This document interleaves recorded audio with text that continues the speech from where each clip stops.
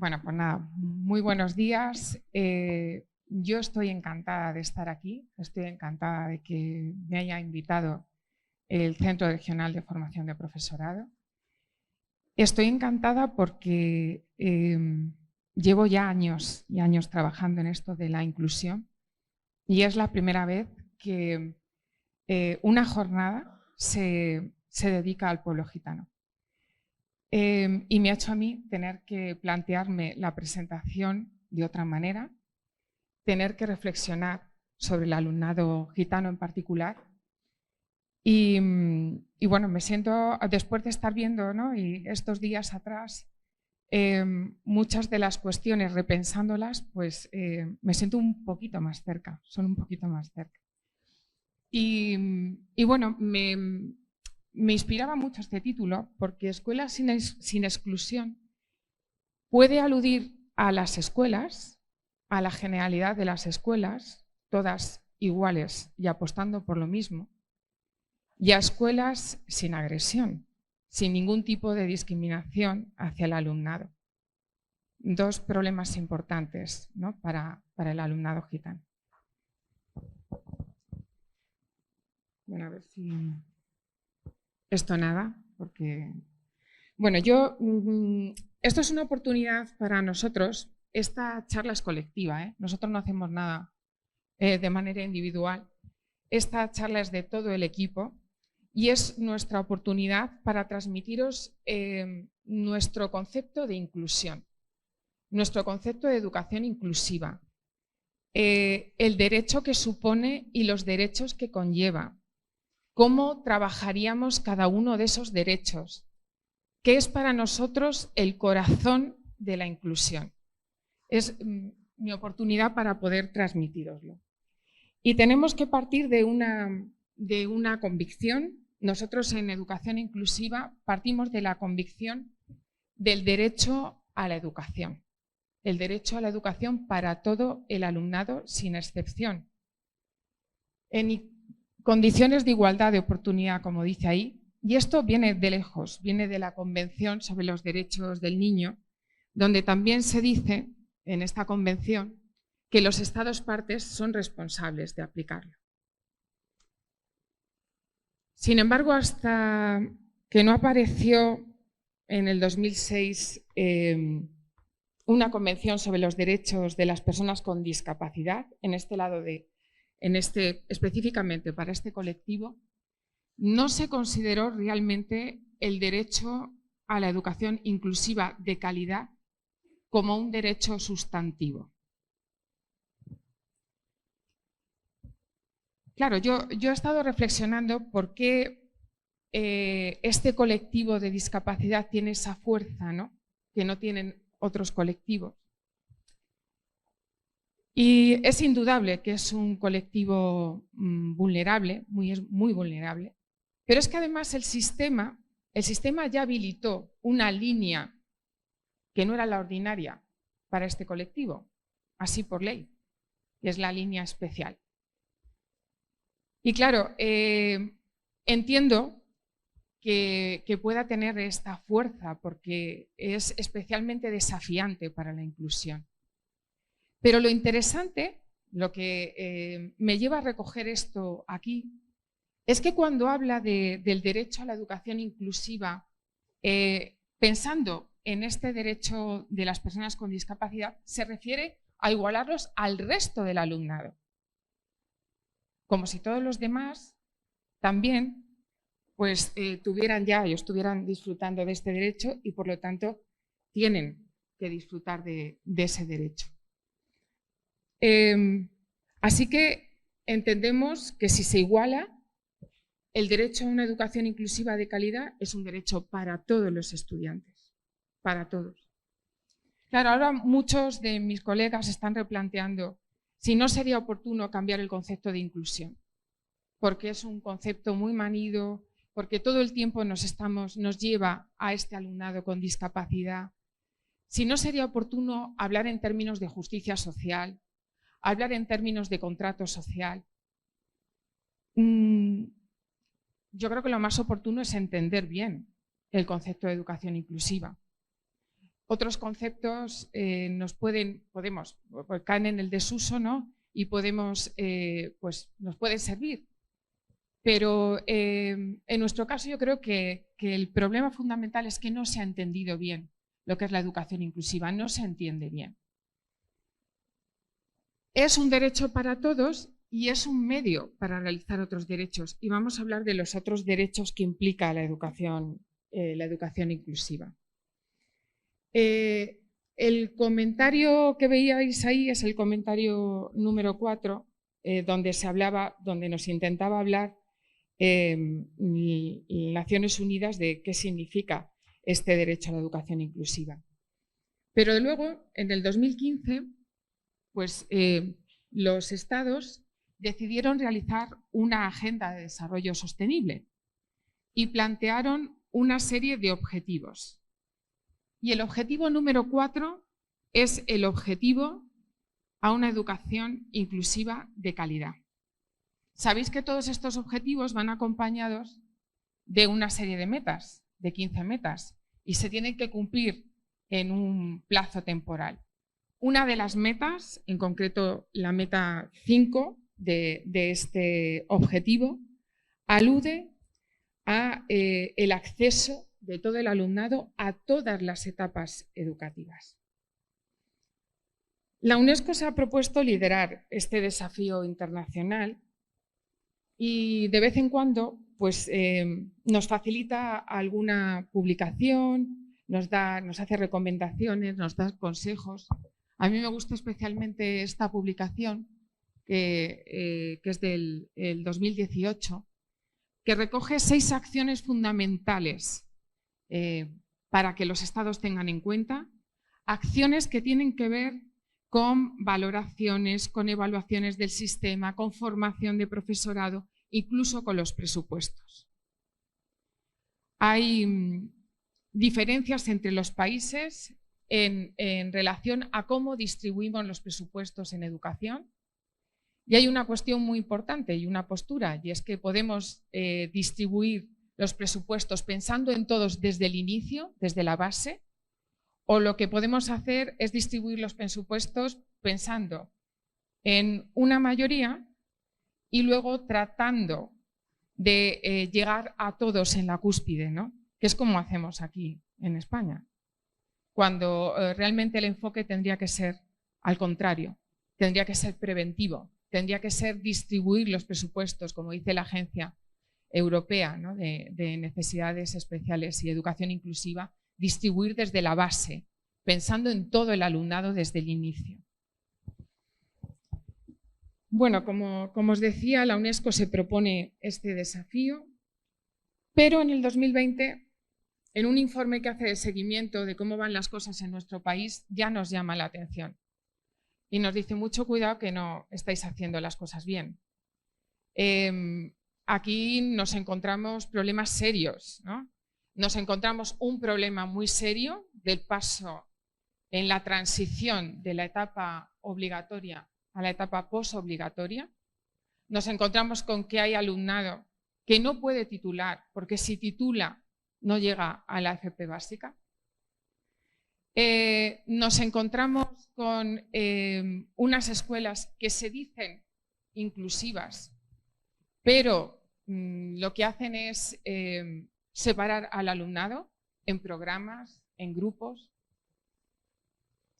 Y yo diría que, ahora lo veremos, hay otra forma de segregación, que es una forma de segregación por la que pasa realmente el alumnado gitano. Esto fue en el 2020 y coincide que en el 2020 aparece la LOMLOE.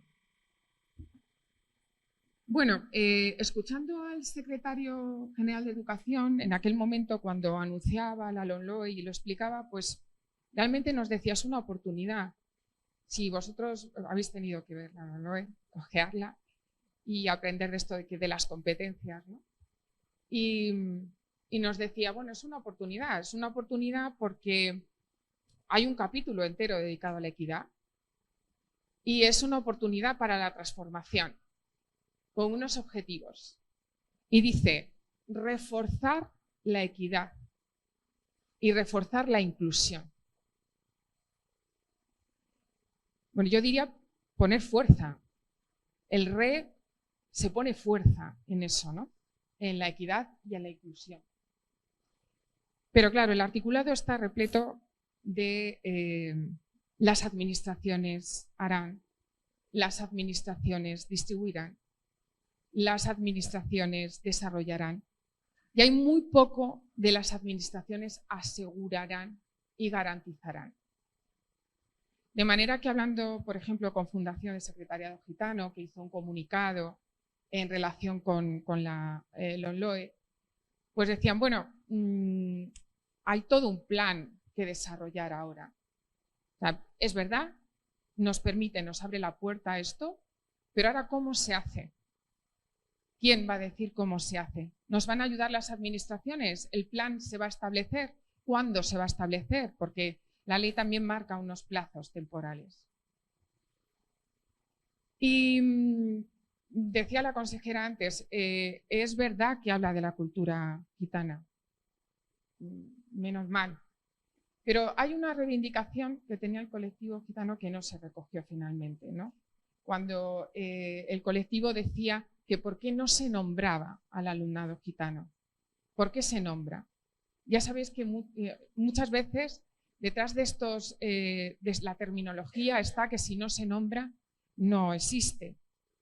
En la ley aparece el término alumnado en situación de vulnerabilidad socioeducativa y entendemos que se refiere al alumnado gitano como a otros colectivos vulnerables.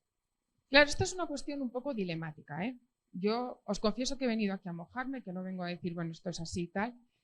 Es una cuestión dilemática porque realmente si nosotros entendemos la educación inclusiva dirigida a todo el alumnado, sin excepción, no habría que ir especificando tipo de alumnado. Igual que nosotros pensamos que esas evaluaciones diagnósticas, a veces esas etiquetas, ¿no? Tampoco son necesarias y lo necesario es identificar las necesidades de apoyo. En ese sentido, pues es cierto, ¿no? Pero es que la sociedad no entiende tampoco la educación inclusiva como yo la estoy contando. Y vuelvo a lo mismo, y suelo identificar inclusión y discapacidad, inclusión y discapacidad. Y yo entiendo esa reivindicación del colectivo, o sea, la entiendo. Quizá hubiéramos tenido que acompañar a la ley de un glosario, ¿no? Pero yo entiendo esa reivindicación y entiendo que lo que hay que hacer es transmitir esta cultura de inclusión tal y como nosotros la entendemos. Bueno, ya os decía, la LOMLOE, pues ahora le toca a las administraciones el desarrollo de los planes. Y no sé si las administraciones todas se entienden la educación inclusiva como se pretende, ¿no? No hay, porque os mentiría si digo lo contrario, no hay un concepto que sea único de educación inclusiva, de inclusión, no lo hay. Es un constructo multidimensional, pero sí que hay algunos aspectos, algunos elementos que son comunes, ¿no? Nosotros nos encontramos con profesionales como vosotros, nos encontramos con otros colegas, ¿no? Que están estudiando, interesados en esto, y sí que destacan algunos elementos que son comunes. Destacan este enfoque de derechos, que es básico, es primordial, porque si no tenemos este enfoque de derechos, no tenemos fuerza. Cuando la declaración de Salamanca pues salió, ¿no? y sin quitarle ningún mérito, por supuesto, porque fue el pistoletazo de salida y el punto de inflexión, entonces la educación inclusiva era un principio. Y como era un principio, no compromete a nadie. Pero si es un derecho, compromete a las autoridades, a las administraciones, a ejecutar, a hacer lo posible porque ese derecho se cumpla. Así que hay que considerarlo así. Que todo el mundo esté incluido es un derecho y es lo único que es coherente con esa visión de la UNESCO. Es un proceso muy complejo, porque claro, nosotros estamos pidiendo a la educación que sea inclusiva en una sociedad que no lo es. Y nos estamos anticipando. Entonces, el sistema educativo que construye esa sociedad es ya defectuoso, ya es propio de una sociedad que no es inclusiva, con lo cual nos encontramos muchas barreras en el propio sistema. Este enfoque de educación inclusiva que nosotros compartimos, lo que defiende nuestra postura es que nos tiene que llevar a identificar esas barreras para la inclusión que están en culturas, en políticas, en prácticas. Las tenemos que identificar y eliminarlas, transformar el contexto, cambiarlo. ¿Estamos convencidos que beneficia a todos? Convencidos. A veces cuando hacemos investigaciones, ¿no?, nos ponemos en la piel y recogemos las voces de los que consideramos que en ese aspecto pues es el alumnado más vulnerable, el más desafiante para la inclusión. Y su punto de vista, su perspectiva, va a servir a todo el resto de compañeros en el aula. Se van a beneficiar todos. Y se refiere a articular con equidad 3 dimensiones que podríamos considerarlo 3 derechos. 3 derechos incluidos en ese derecho de inclusión. El derecho a estar con todos en el aula. El derecho a aprender, que veremos qué es eso de aprender, porque tiene que ver con conseguir un logro, no tiene que ver tanto con las evaluaciones, ¿no?, y con los resultados, sino con conseguir un logro en el aprendizaje y la participación. Yo quiero destacar en esta charla, en esta oportunidad, el derecho a participar, porque estoy pensando fundamentalmente en el alumnado gitano. Y me interesa destacar este derecho que para mí es el corazón de la inclusión.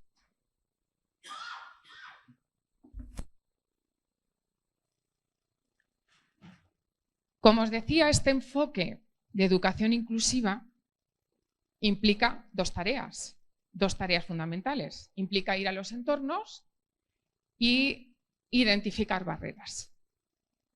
Identificar esas barreras para transformarlas en facilitadores, que sería esa otra tarea.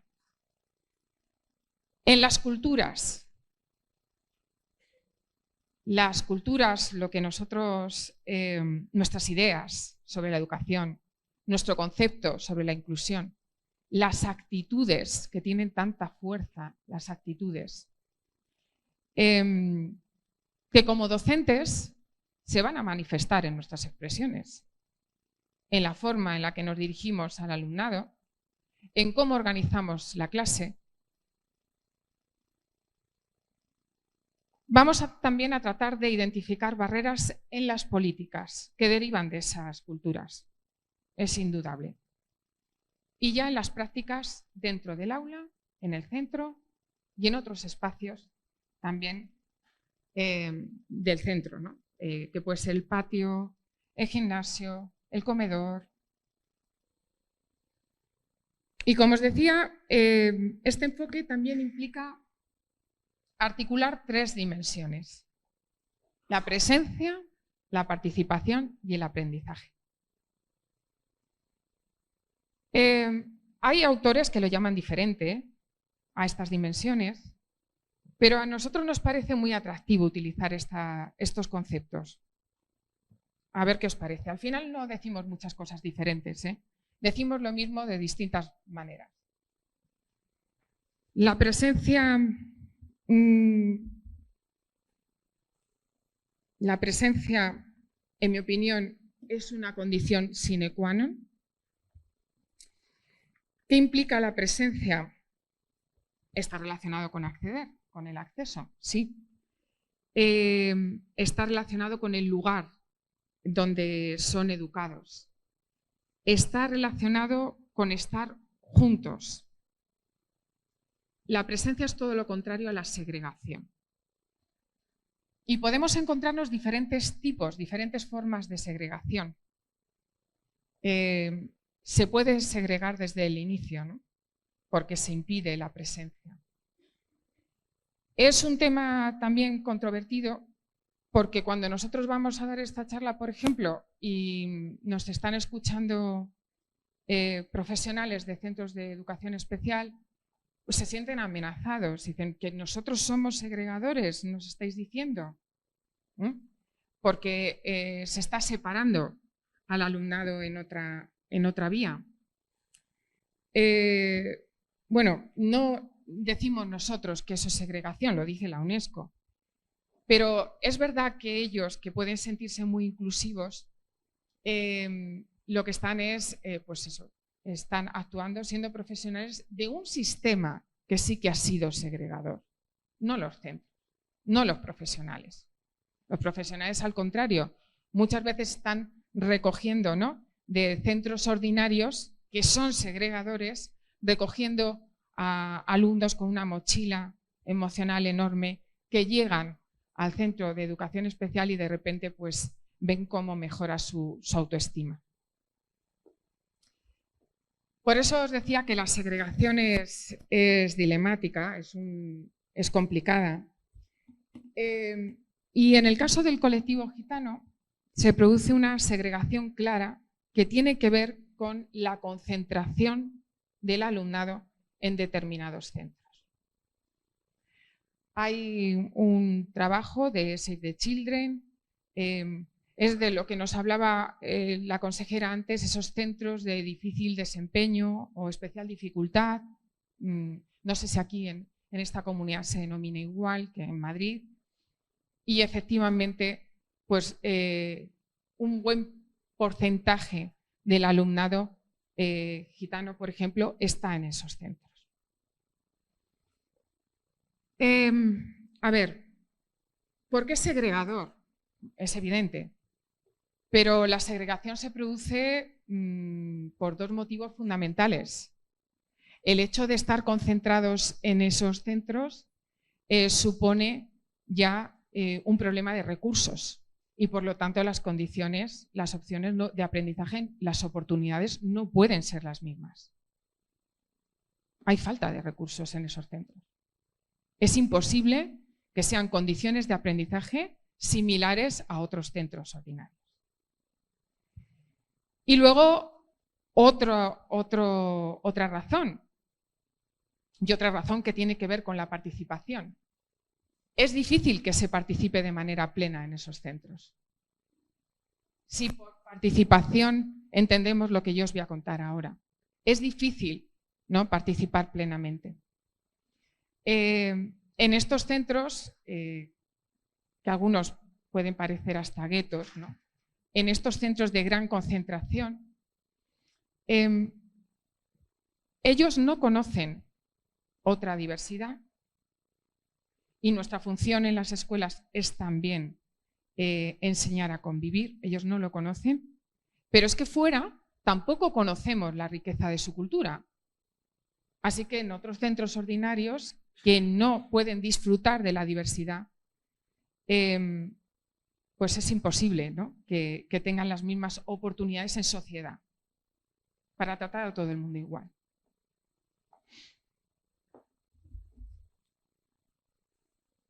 La participación.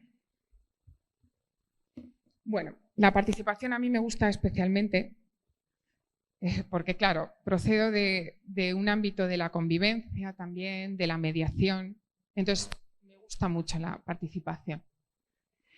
Es una dimensión de la inclusión que alude al ámbito social. Es lo contrario de maltrato, de marginación, de agresión. Y nosotros entendemos esta participación como algo que tiene que ver con las experiencias interpersonales del alumnado, sus relaciones en la escuela, y que va a tener un impacto en el clima social del aula y, claro, por supuesto, va a tener un impacto en el bienestar personal del alumno, en el bienestar psicológico, emocional. últimamente se ha estudiado mucho sobre participación y a lo mejor tiene algo que ver la pandemia también, ¿no? Porque nos hemos dado cuenta que estos vínculos sociales eran fundamentales en la escuela y que cuidarlos eran muy importantes en la escuela. Va más allá del acceso, tiene que ver con esto que yo os digo, y me gusta especialmente esto que dice Tony Wood, ¿no? Estas escuelas con participación deberían ser esas escuelas en las que yo te acepto por ser como tú eres, con todo lo que traes. Como os decía, es un tema que es bastante presente. Últimamente en educación inclusiva es uno de los temas que más se trabajan. Tanto la participación académica como la participación más puramente social. Se trabaja tanto esas prácticas que son participativas como las prácticas cuya finalidad es promover la participación. Nosotros hemos trabajado en estos dos proyectos que no os voy a contar, que tienen que ver con ella. Y para nosotros, ¿qué es participar? La participación social. Para nosotros la participación social es un concepto muy complejo. Es un constructo complejo, formado también por distintas dimensiones.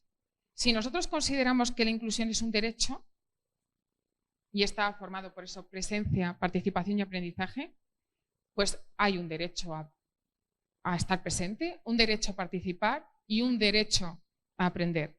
Pero si además consideramos que participar también implica otras dimensiones, habrá un derecho a formar parte, habrá un derecho a sentirse parte y habrá un derecho a tomar parte, que es como nosotros vemos que así se compone la participación social. Formar parte, esta subdimensión, ¿qué significa? Formar parte implica que tú estés en un grupo y tengas un contacto con los demás, te relaciones con los otros, seas aceptado, se manifiesten esos contactos, en esas interacciones que eres aceptado, te ayuden, ¿no? Se manifiesta el compañerismo. Claro, cuando pensamos en hacer, ¿qué podemos hacer para que se forme parte? Y pensamos en todas las barreras que hay para que se forme parte. Esto no es tan sencillo. Sin embargo, de esto sabéis todos. Todos tenéis la experiencia en el aula de intentar que formen parte del grupo. Todos. Pero no pensamos, a lo mejor no nos ponemos a evaluar, esto me ha salido bien o realmente se está formando parte aquí. En un estudio que nosotros realizamos con alumnado vulnerable, eran de estos alumnados de estos centros que matriculan preferentemente alumnado con TEA, y entonces tenían la idea de transformarse en centros más inclusivos, y lo que hacían es tratar de que el alumnado con TEA pasara el máximo tiempo posible en el aula en su grupo de referencia. Entonces consideraban que tenía que ser pues más del 50%, ¿no? Y promovían que se estuviera entre el 50 y el 80%. Cuando nosotros estuvimos analizando la participación, nos dimos cuenta que el hecho de que estuviera un alumno con TEA en el aula no mejoraba la actitud de sus compañeros hacia él. Y eso nos llevó a pensar que esta presencia, la mera presencia, no es suficiente. Que estos contactos tienen que ser unos contactos, debemos pensar cómo para que sean unos contactos de calidad. Parece ser, por lo que los propios chicos nos contaban, que lo que necesitan es conocerse bien. Conocerse más íntimamente, más personalmente. Y ahí nosotros tenemos una responsabilidad muy grande en ese conocimiento, en la manera en la que hacemos los grupos. A lo mejor utilizamos aprendizaje cooperativo, pero dedicamos un tiempo precioso a ver cómo formamos esos grupos para que funcionen bien. Y quizá lo interesante sería que rotaran, porque al final todos deben conocerse, ¿no? Tenemos que procurar conocerse mejor. Pero va a depender de las necesidades del grupo. No hay fórmulas, ahí sí que no hay fórmulas. Va a depender de las necesidades. Esta dimensión de formar parte debería ser una dimensión encaminada a construir relaciones de amistad. Porque la amistad sí que garantiza que tú formas parte. El amigo, tener amigos en clase, sí que lo garantiza. Llegamos a otra dimensión, que es sentirse parte. Esta dimensión generalmente está olvidada. Por eso a nosotros nos gusta este concepto de participación social. Porque esta dimensión de sentirse parte muchas veces no se tiene en cuenta. Pero al final, ¿cuál es nuestro objetivo? Nuestro objetivo es que sean alumnos felices en el aula, que estén a gusto, que quieran ir al colegio, que se sientan orgullosos de entrar por la puerta y decir, este colegio es mío, pero vente a mi cole. Eso es lo que nos gustaría, ¿no? Y en esta dimensión de sentirse parte hay unos indicadores importantes que son como graduales, ¿no? Es sentirte aceptado por los otros, sentirte reconocido un poquito más, ya no solamente aceptado, sino reconocido por lo que vales. Sentirte un poquito más cuidado porque hay una preocupación, una orientación hacia ti y abrazado, incluso querido, ¿no? Querido por los demás, que te echan de menos cuando no vienes, que te preguntan, ¿qué te ha pasado? Que te echábamos de menos. Y luego habría otra dimensión, si queréis lo podemos llamar derecho, ¿no? Que es tomar parte. Está muy vinculado con recoger las voces, escuchar la voz del alumnado, esa parte, ¿no? que se ha recogido de otra manera en el movimiento de las voces, también muy conocido, pero que tiene aquí un valor especial en participación, porque es lo contrario a ser manipulado en un grupo. Es que en el grupo de iguales se espere lo que tú tienes que decir, tu contribución, y se pida. No vale con que tú nos acompañes, no es que se espera tu contribución, se pide, se necesita, no va a formar la de todos.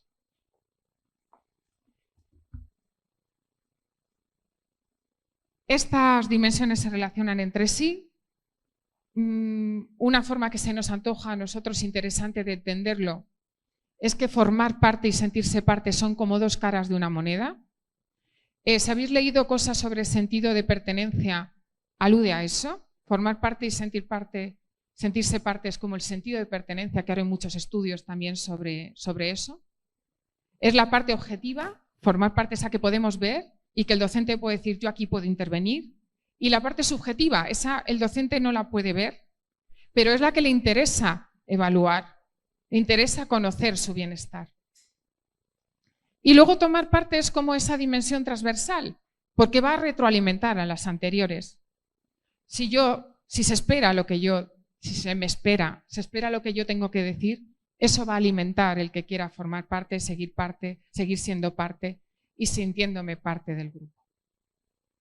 Esto es un juego de palabras, ya veis, que le gusta mucho a Gerardo Echeita, que ha estado durante mucho tiempo en la coordinación del equipo conmigo.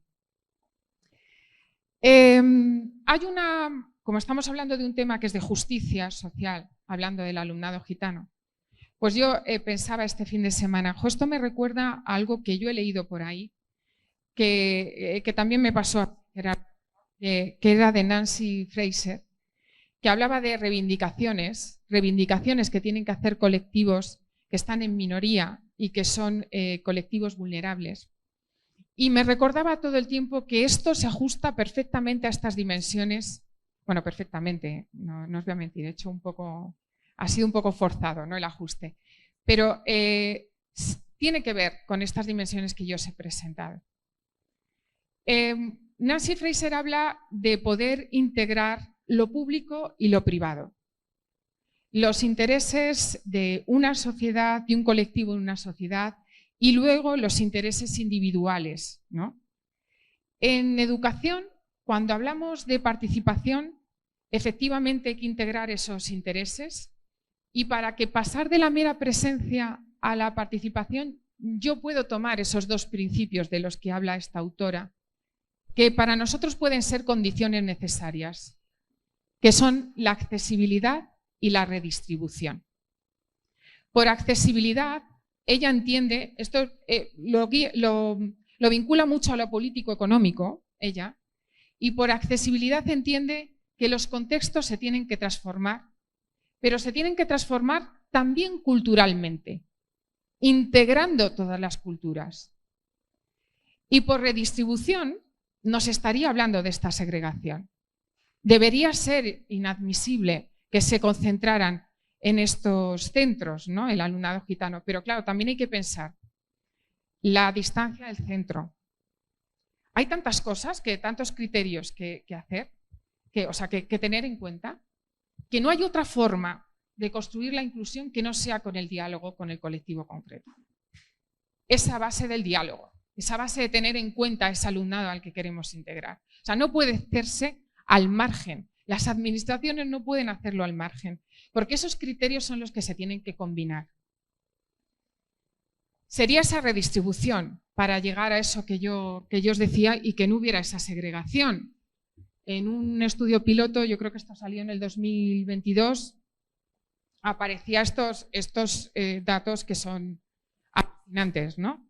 O sea, 5 de cada 10 alumnos gitanos, 5 de cada 10, están en centros con más del 30% de alumnado gitano. Y 4 de cada 10 en centros con más del 42,8%. Es que eso, estoy hablando de lo que significa el derecho a participar, y entendiendo esto, no es posible la participación plena. No es posible este derecho. Pero nos lo perdemos nosotros. O sea, el problema también es para los centros ordinarios, son también los que segregan. También se pierden esta diversidad.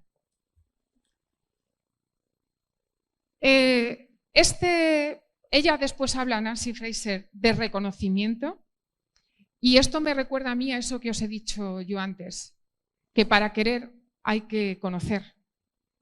Para querer abrazar otras culturas, otros pueblos, hay que conocerlos. Sin conocimiento no hay reconocimiento. Sin conocimiento del otro no hay reconocimiento. Sin conocimiento del otro lo que hay es una postura en la que uno está orientado a diferenciar. No está orientado a aceptar y a integrar. Está orientado a diferenciar. Y por último, Nancy Fraser habla de representación, que encaja perfectamente con esto que nosotros decíamos de tomar parte, de dar voz, de ser escuchado. Esto sí que es una labor, ¿no?, de los docentes, servir como plataforma de esas voces del alumnado, que después además, al tener ese modelaje, lo van a aprender para hacerlo en su propio grupo, en su grupo social, donde también esas voces tienen que ser escuchadas. No sé cómo voy de tiempo, Juanjo, tú me dices. ¿Cómo voy? ¿Voy mal? ¿Voy bien? ¿5 me quedan solo? Bueno, voy. Nada.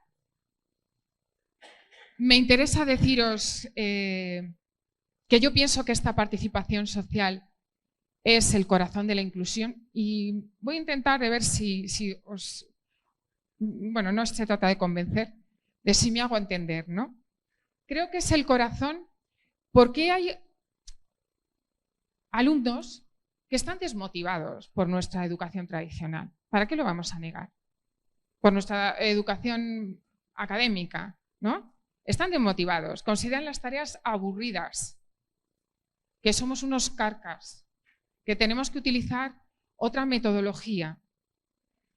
Hay otros que es que muestran realmente desinterés, ¿no?, porque tienen quizá, ¿no?, su familia, un concepto de educación que no comparten con el nuestro, ¿no?, y para el que es muy importante formar.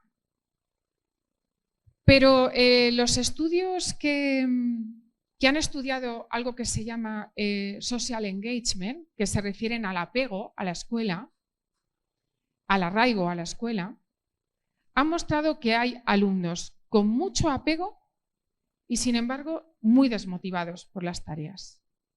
Y ese apego, ese pegamento, han resultado ser los otros, los compañeros, sus relaciones, sus amigos. Y entonces la participación ahí, trabajar para la participación, es trabajar para un elemento de equidad. Es lo que puede conseguir que todos estemos vinculados a la escuela. Aparte que nosotros tenemos la función de enseñar, de formar para participar, para hacer ciudadanos activos en las sociedades. Pero puede ser un pegamento poderoso para que el alumnado acuda con ganas a la escuela. Por eso, para nosotros la participación es el corazón. Un corazón que podría interpretarse desde un punto de vista más psicológico, yo soy psicóloga, donde formar parte es el proceso, son las relaciones, sentirse parte es el impacto que provocan esas relaciones en nosotros y tomar parte es esa contribución individual a ese proceso interpersonal. Y por último, el aprendizaje. Como yo os decía, el aprendizaje no es los resultados. El aprendizaje para nosotros tiene que ver con la preocupación por el logro. Y últimamente utilizamos mucho este concepto, personalización, porque tiene que estar pensado ese aprendizaje para todo el alumnado desde el inicio, dando las mismas oportunidades para todos. Y luego viendo, ¿no?, el logro al nivel al que pueda alcanzar cada uno. Yo decía antes una frase nuestra: sin conocimiento no hay reconocimiento, pero ahora tengo que aludir a Puig i Rovira cuando dice: y sin reconocimiento tampoco hay conocimiento. Es bien sabido que un buen clima es el que permite un buen aprendizaje. Y esta sería como el resumen de todo esto que os estoy indicando. Estas son las barreras que nos queremos cargar a base de trabajar la educación inclusiva y estos derechos, ¿no? Esto está en un libro que es como una especie de termómetro de la educación inclusiva en los centros. ¿Y por dónde podemos empezar? Pues yo os animaría a empezar con los apoyos, pero entendiendo los apoyos de una manera muy amplia. Apoyo es todo lo que aumenta nuestra capacidad, la capacidad de un centro escolar para atender a la diversidad. Entonces, el apoyo puede ser la codocencia, el apoyo puede ser sistemas de ayuda entre iguales, el apoyo puede ser la ayuda prestada por la comunidad, por el entorno. Agarrémonos a todo, porque además en las prácticas colaborativas nos permiten relajar un poco más, ¿no? Nos permiten contar con los otros y relajar un poco más en el sentido de, bueno, esto no solamente depende de mí.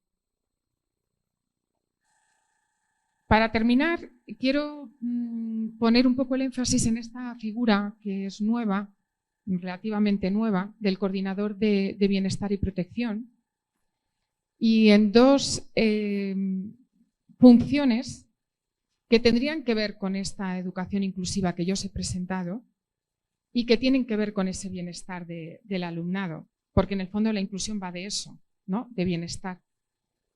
Lo digo porque esto últimamente es una excusa para repensar las cosas en los centros y puede ser una maravillosa excusa para ver qué papel juega este coordinador y cómo repensar la educación inclusiva.